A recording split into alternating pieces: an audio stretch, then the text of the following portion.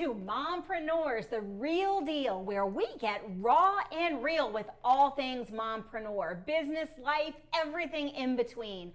I'm Jen Gaudet, one of your hosts for the day, and I am joined here by my illustrious co-host. I'm Dr. Sarah Breen, and welcome back to another edition of Mompreneurs, the Real Deal. We are so excited to bring our special guest to you today. Her name is Dr. Christi Pramudji Dawe, and she is the founder and medical director of LifeSculpt. Dr. Christi, welcome to the show. Thank you so much. I'm so glad to be here. Thank you for inviting me. I'm really excited to talk to you ladies today. Well, we are really excited to talk to you about all things mompreneur, all things medical, all things hormonal, all the things. So maybe if you wouldn't mind, can you start at the beginning for us and tell us a little bit about how you were brought up and how mompreneur evolved for you? Sure. Well, I'm a native Texan, and since I was a little girl, I think 3 years old, I wanted to be a physician. It was, I think, a calling on my life by God for this to be my path. And I just pursued that and enjoyed every minute of school and training. Ultimately ended up being a urologist, a surgeon, which I totally love. And I had a mother who was a very hard worker. She was an executive and she worked a lot. She was the primary breadwinner for our family. And I saw her working hard, and that inspired me. And I also wanted to have a career where I could have some boundaries and have time with my children. And I thought medicine might be a way that I could work that out. And that's what I've strived to do throughout my career. Wow, medicine is a way to have boundaries. That is really fascinating because I will tell you, I had a career in medicine. Sarah had a career in medicine, and I found it exceedingly challenging to set boundaries in medicine because, you know, we're caregivers and we give and give and give until we've got nothing left to give. And so I really want to kind of dive into that because as a caregiver in medicine, how did you set boundaries so that you could also have that time for motherhood? Yeah. Well, it's been a work in progress, I have to say. It's been challenging at times. I sort of entered medicine with the entrepreneurial attitude. I always kind of pictured myself having control over my destiny. And I think it began with choosing a career and then a specialty and then a subspecialty that had not so many emergencies, you know, and so that I didn't have to work so many nights and weekends. I definitely put in my time, don't get me wrong. That's inevitable. And then I really focused on, as I built my own practice, started 10 years ago, which we'll talk about later, I'm sure, I really set boundaries with what I was willing to do and not willing to do. And there were some financial sacrifices, don't get me wrong, but it was totally worth it. And literally from the beginning of private practice, when I was in a group and then when I was on my own, I worked part-time. I worked either half days or just worked when my children were in school. And so that was my way to be able to have boundaries around the work that I love. Wow. So this is really interesting to me too, because Jen's reaction was my reaction, that medicine and mompreneur usually conflict. And I always say, as a pediatrician, I always knew I wanted to go into medicine and I always knew I wanted to be a mom, but I truly never thought of how those things would go together. And so I'm interested to know, just even personally, did you go into your specialty? I guess the question is, would you have gone into something else if you wanted to fully, you know, work full time and maybe not even become a mom? Was there something else that you wanted to do? Or did you, like, right off the bat, it worked out perfectly for you? Yeah, no, that's a great question. That is something I grappled with extensively when I was in medical school, making the decision about what specialty I wanted to go into. I thought about that a lot. I really wasn't sure if I would be a mother. I didn't have a serious relationship when I was making that decision. I didn't have a fiance or even a boyfriend at that time, and I really didn't know what was in store for my future. I did think about that, took that into the calculation of would there other careers that would be more demanding, of course, like heart surgery or trauma, where you just are going to have so many urgent, emergent cases. And ultimately, I did what I loved.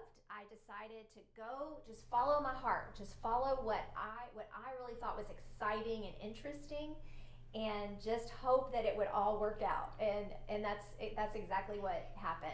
It all worked out perfectly.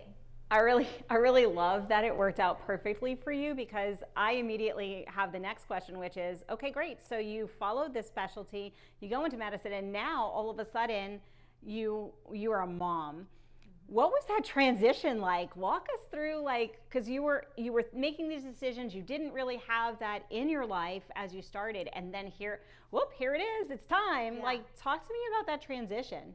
Yeah, well, I got married in the midst of my training, my urology residency training, which was 6 years long.